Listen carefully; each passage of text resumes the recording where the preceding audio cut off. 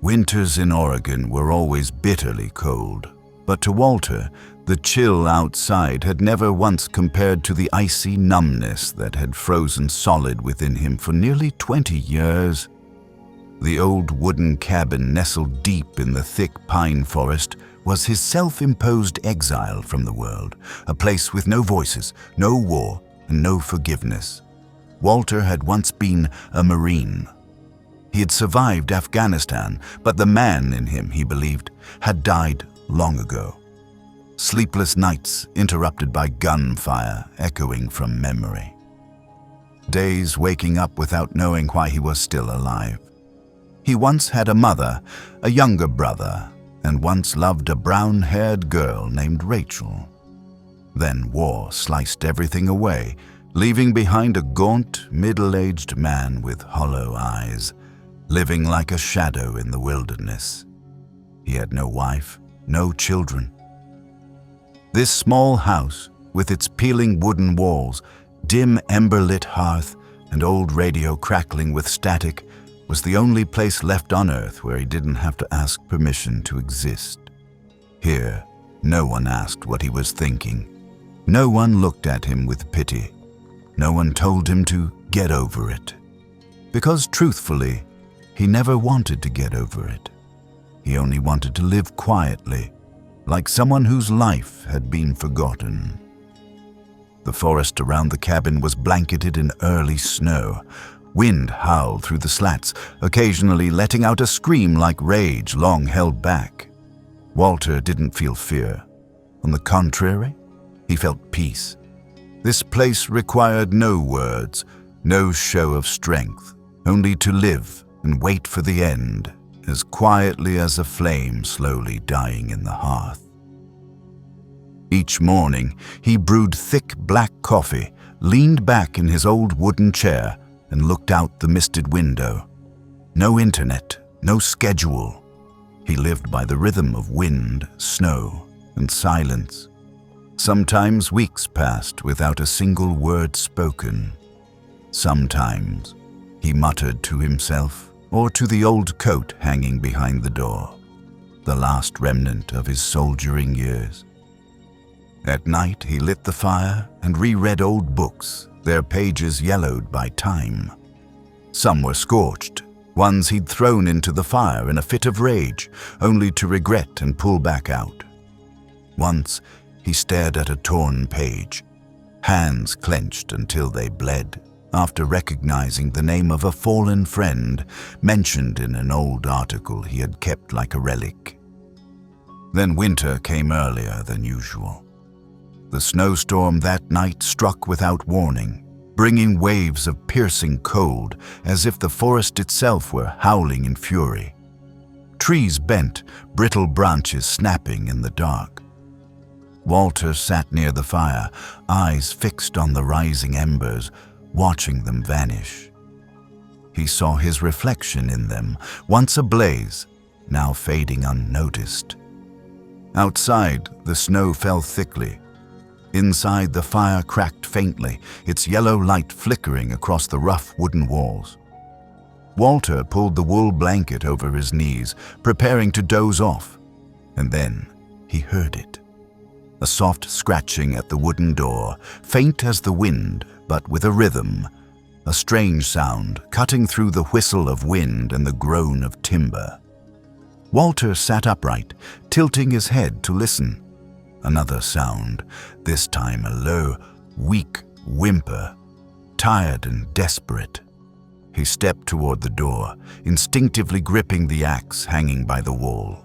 Whatever it was, man or beast, he wanted to be cautious. He opened the door and froze. A young bobcat, smaller than a beagle, lay collapsed on the porch, its grayish fur streaked with blood and matted with snow. One of its hind legs was caught in a rusted steel trap, cruel and primitive. Its eyes were wide, trembling, its mouth parted slightly, but only raspy breaths escaped into the frozen winter night. He looked at it, and it looked back. In that moment, two exiles, one human, one beast, reflected each other through a mirror that had no form. No words were spoken, only snow fell, and a door, slowly creaking open. The bobcat did not move. It lay motionless on the porch, almost still, as though the slightest shift would shatter it into pieces. Snow clung to its pale gray fur, forming a fragile shroud like a mourning veil in midwinter. The metallic stench of blood, mingled with the cold, seeped into Walter's nostrils, and something deep in his chest ached, not from fear, but from something more elusive. A strange familiarity. Its right hind leg was clamped in an old-fashioned steel trap, the kind illegal hunters still secretly placed in the forest to catch foxes, martens, or unlucky creatures like this bobcat. Blood soaked through its tangled fur, dried into dark clots, leaving a long trail across the snow to his doorstep. The wound was swollen, bruised flesh blooming around the iron grip. The bone might have cracked. In the faint glow from the fireplace, Walter could clearly see the bobcat's eyes. They were not the wild, panicked gaze of a dying animal. Number, they were eerily quiet eyes, eyes that had run dry, drained of resistance, as if it knew there were no choices left, and for that very reason it had come here, at the end. Walter stood still. His hand gripped the axe handle, then loosened. He knelt, not too close, but enough for the bobcat to see his intentions were not violent. He extended his hand, slowly, palm open and facing up. A time-worn gesture soldiers once used to show goodwill. The bobcat didn't react. It only panted. It was too exhausted to be afraid. Blood stained the snow a little further as Walter inched closer. No sudden moves, no words. He studied the trap, a jawed design, forged from coarse steel, rusted by time, but still sharp enough to crush a small leg. Someone had placed it far too deep in the forest, and this small creature had stumbled into it. "Don't move," he muttered, though it wasn't clear whether to the animal or to steady himself. His hands, the same hands that had held guns, knives, had trembled in blood-soaked battlefields, now shook before a creature half his size. He untied the rope at his waist, cut a strip of fabric from his coat, and wrapped it around the trap's edges. Then, carefully, he slid a knife into the release catch. A dry snap echoed into the darkness. The bobcat hissed softly, not from pain, but like a breath long held finally exhaled. Walter patted the wound with cloth, gently lifting the leg to check. No open fracture, but likely a crack. He wrapped the injury in a makeshift bandage, then lifted the animal. It was lighter than he expected. The scraggly fur concealed a gaunt frame, ribs sharply protruding beneath the dusty coat, like death itself had passed too close. He carried it inside, placing it near the hearth on an old frayed rug. Wind shrieked behind him as he shut the door. The room was far warmer, but the cold had not yet loosened its grip on the bobcat. It curled into a tight ball, eyes still open, no cries, no mewling, only shallow breath. Walter walked to a corner and retrieved an old Army-issue first aid kit, one of the few remnants from his service. Disinfectant, gauze, and a curved needle for stitching animal hides.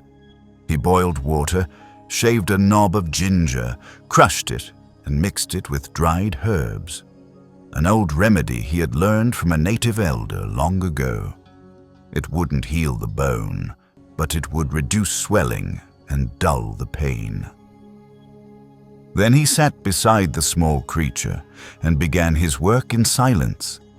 His face was solemn, focused, as if he were stitching together a torn piece of his own memory. Blood oozed slowly as he cleaned the torn flesh. But the bobcat did not resist. Not once. Only once, when the needle pierced the skin, it gave a weak hiss, its body shivering. Walter paused, hand clenched, then resumed. He stitched 9 times. 9 stitches for one life. When the dressing was complete, he draped a wool blanket over the small body, then stepped back.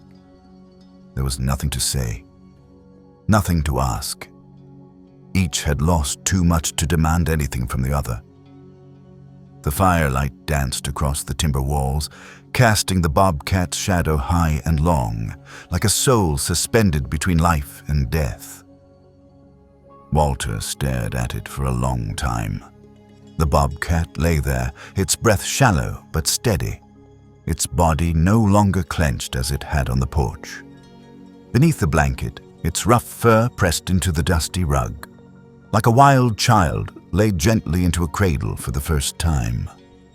He stood, walked to the chair near the fireplace, sat down, hands clasped, resting on his forehead. He didn't know whether what he'd done was right or wrong. He only knew that for the first time in 17 years, these hands were not used to kill. They had saved a life, however small, even if it was just a wild bobcat. That first night it slept in the cabin, the snow fell so thick it buried the wooden steps outside. Wind howled in long, drawn-out cries, like someone wailing through pine branches bowed by storm. In the flickering light of the fireplace, the bobcat lay still on the rug, breathing in labored rhythm, its tiny form trembling slightly with each inhale. Walter sat nearby, hands resting on his knees, eyes not on the animal, but lost in a faraway place, deeper, colder, and lonelier than any winter beyond those walls. He fell asleep without knowing when, and then the dream began. Not the ordinary kind of dream. It was the kind one doesn't dream, but remembers. Remembers so vividly that even the skin aches with it. In the dream, he found himself lying in a small military tent in Kandahar, the stench of blood and gunpowder thick enough to choke. The tent ceiling was torn, desert winds bursting through, tossing blood-soaked fabric haphazardly strewn across the floor. He looked down and saw his abdomen split open, blood pouring non-stop. The heart monitor beeped erratically. Then a familiar face appeared. "Mitch," Walter whispered, though his mouth didn't move. Mitch Carson, comrade, brother in arms, the only person Walter had ever truly trusted in combat. They had joined the military at the same time, same unit, endured the same brutal missions, witnessed death day after day. In the dream, Mitch was bandaging him, his hands soaked in blood, but not Walter's. It was his own. Mitch's chest had been torn open by shrapnel, yet he still smiled, a crooked, pained smile, full of both agony and release, like a man who had accepted everything. He leaned down and whispered into Walter's ear. "You keep living, all right?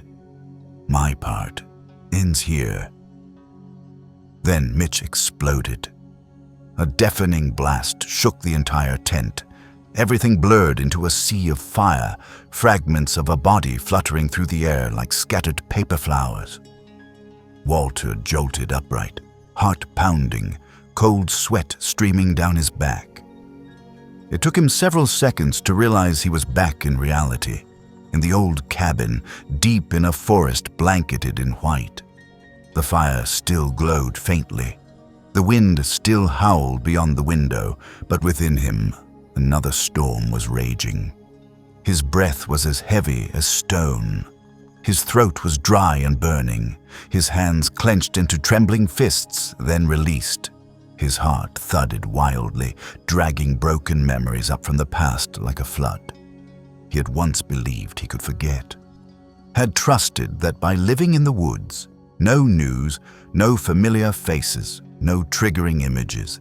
His memory would slowly die out like the last ember in a dying hearth.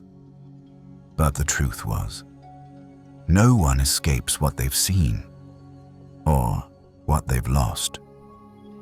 Walter stood, walked to the table, poured a glass of cold water, took a sip, and gagged. He looked into the mirror, a gaunt, aged face, eyes bloodshot. That same face had once been printed in newspapers in the Hero Returns Home section. But no one knew the real hero had died in Kandahar with Mitch. The man standing here was just a shell, a walking corpse, carrying guilt until the end. He turned back, walked toward the rug. The bobcat was still there. Not moving, but breathing more steadily. Walter sat down, locking eyes with it. A gaze so deep. It didn't belong to any animal. It came from somewhere unnamed. No words, no pity, just presence. And that presence broke him for the first time in nearly 20 years. Tears fell onto the rug, the floor in his memories. He didn't scream, didn't wail. He just cried in silence, each tear slicing through the frozen layers in his soul, built up over decades. Mitch had died so he could live, and Walter had lived as if he deserved to die. Until today, until a wild creature, bloodied and caked in dirt, appeared at his cabin door in the bitter night, begging one last time to live. And Walter, for the first time in almost 2 decades, did not turn away. That night he sat beside it until morning. He said nothing, only occasionally reached out, resting a hand gently on its back, as if to reassure himself it was still there, still breathing, still alive. A tiny being whose presence was strong enough to alter the course of a man's life.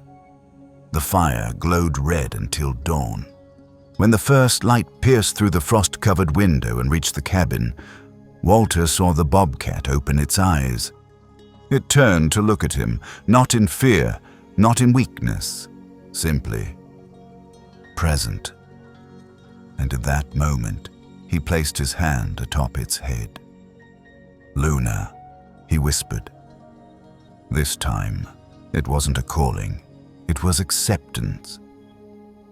The name Luna rang like a soft chime in the silent white forest. From that moment on, the bobcat was no longer just a dying stranger on a snowy night. It became a part of the old wooden cabin, a part of the breathing, the firelight, and the life that had long since become little more than waiting for Walter. He began his mornings not just with the usual cup of black coffee, but by checking the wound on Luna's leg. The stitches had started to close. Though the hind leg remained weak, Luna could turn itself, even shift slightly on the rug near the fire. Each passing day, its eyes grew less frantic, still cautious, but no longer ruled by primal fear. There was a gentle wariness now, as if Luna was relearning how to trust. Walter noticed every tiny change, so small they'd be missed by anyone who hadn't lived beside death for so long. He placed a water tray near where Luna lay. At first, Luna wouldn't drink when he was present. But a few nights later, he awoke to the faint sound of a tongue lapping water. An echo that felt like a miracle. In a world shattered by war, where trust was a luxury, a wild bobcat drinking the water he left. It was poetry. Walter began talking to it every day. Not like one talks to an animal, but like a man speaking to himself, as he'd done for years in solitude. But now, there were ears listening, eyes watching. He told stories of Mitch, of the old unit, of the childhood home in Ohio, not because Luna needed to hear them, but because he needed to speak. And every time Luna looked up, blinking softly, it felt like being embraced in silence. He didn't know if he was imagining things. But Luna's presence, its breathing, its knowing eyes, began shifting something inside him. By the second week, Luna began to stand on 3 legs. The injured one was still weak, but strong enough to lift its body off the rug, staggering a few steps. Walter nearly held his breath as he watched it make its way to the corner of the room where sunlight filtered in through the blinds. Luna lay there, basking in the light like a thin blanket of warmth.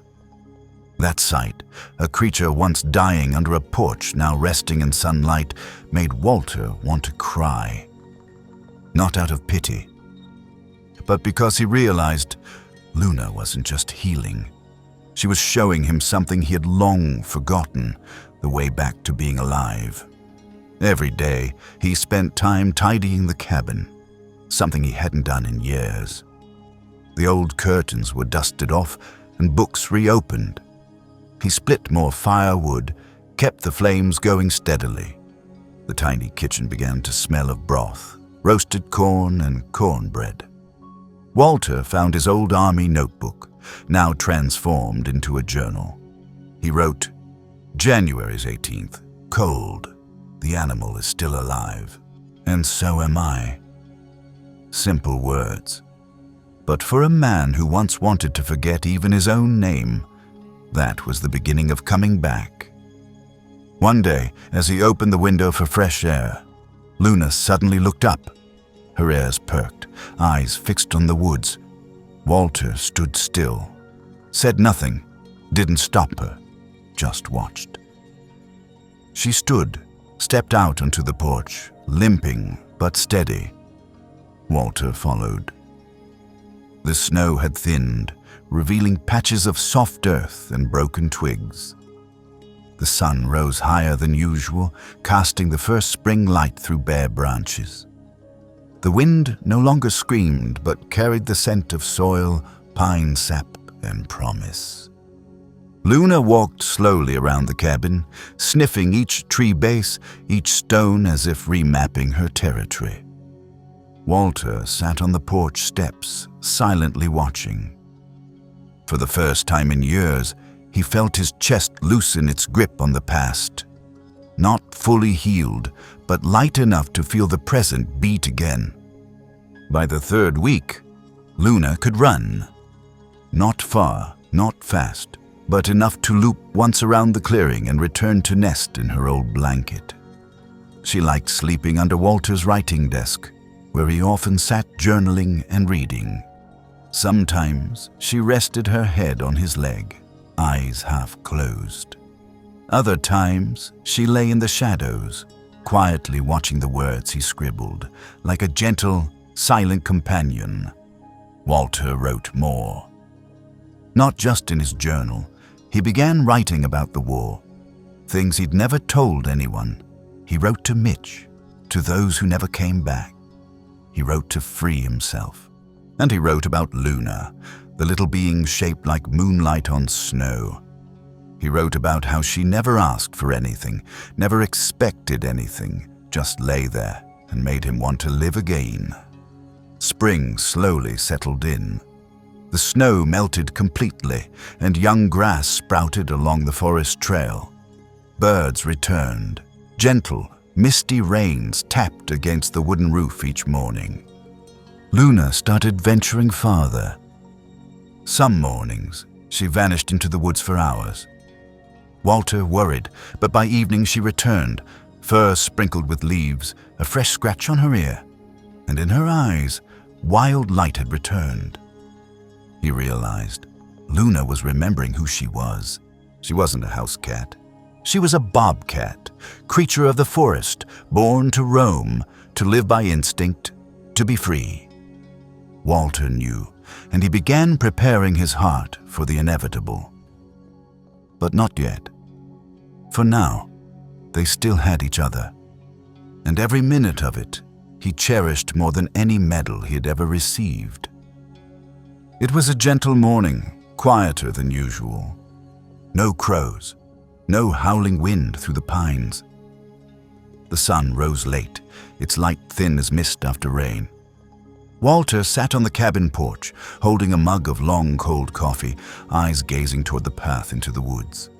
Beside him, where a small gray shape usually lay, was now empty. Luna was gone. She had left before dawn. Unlike every other day, this time she left no trace.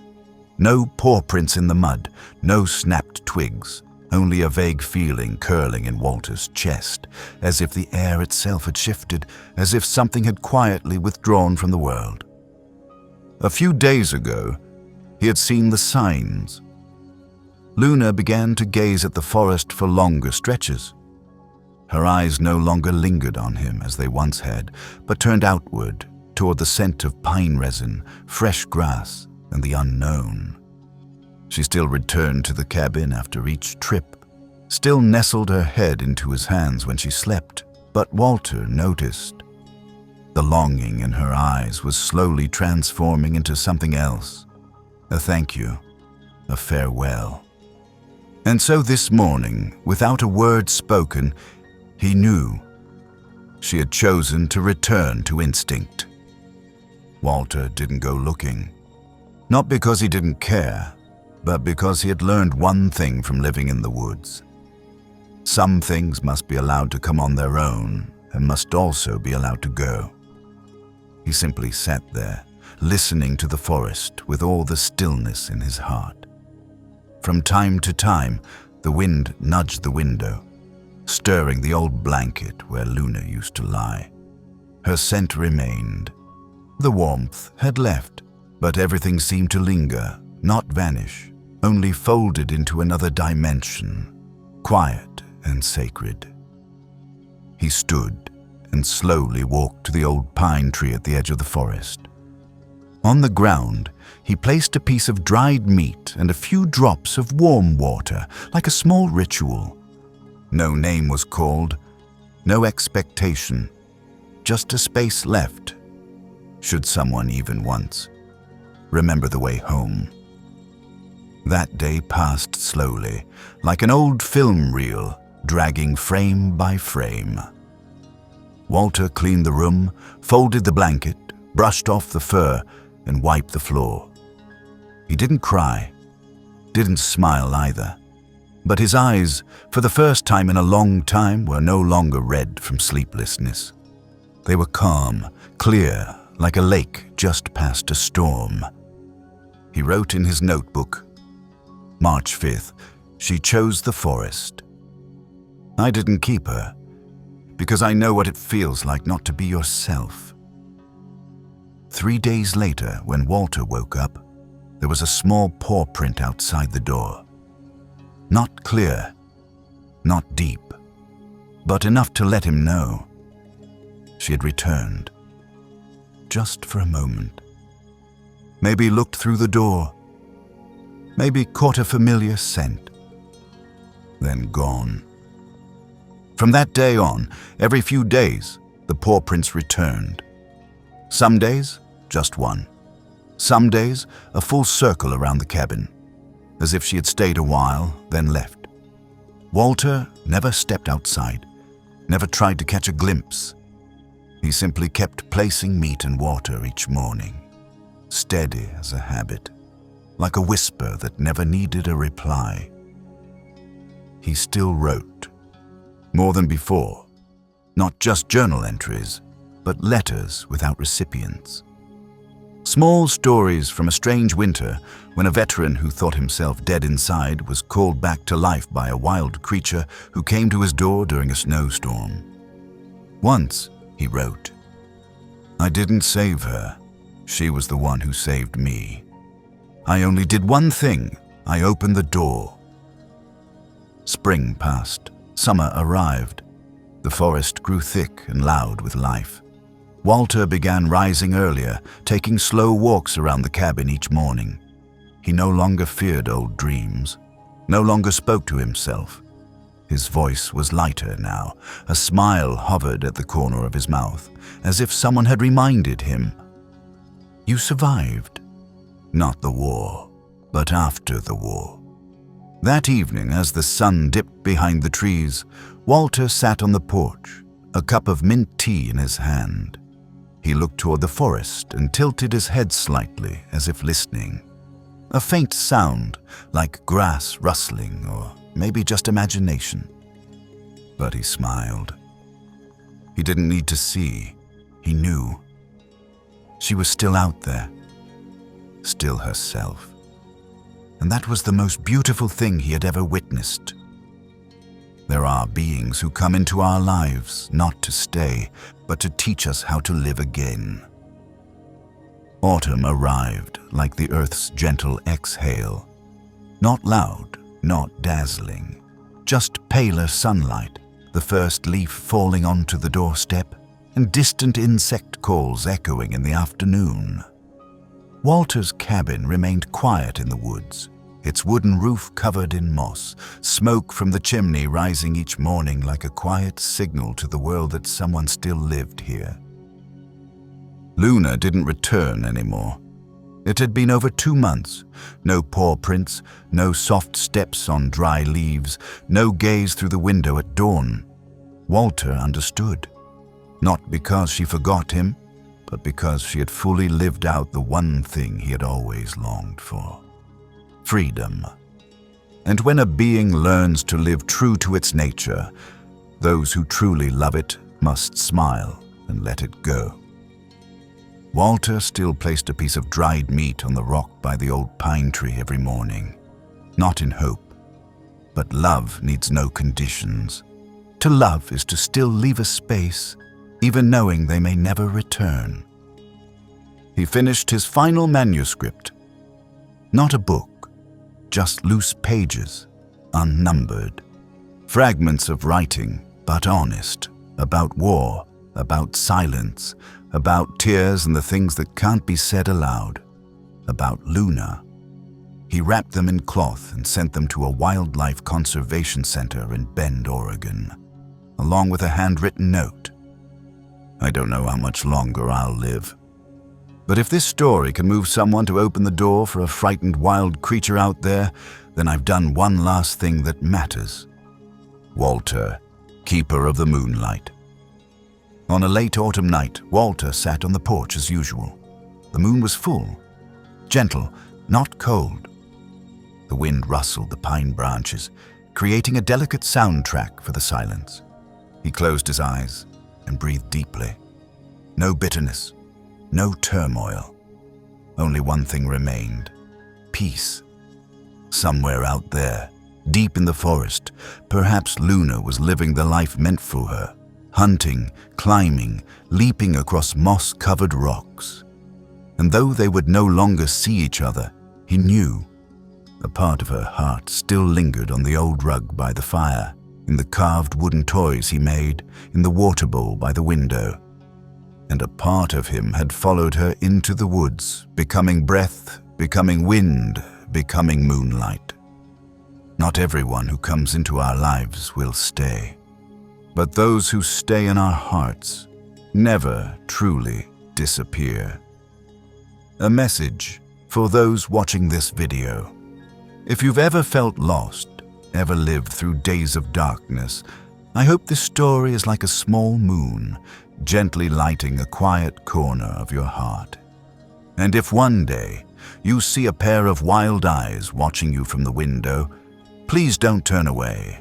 Who knows, you may be standing at the threshold of healing, your own. If this story touched your heart, please leave a comment and share your thoughts. And if you've ever helped or been saved by an animal, tell us your story. Don't forget to subscribe to help us spread these gentle stories to more people. Thank you for listening.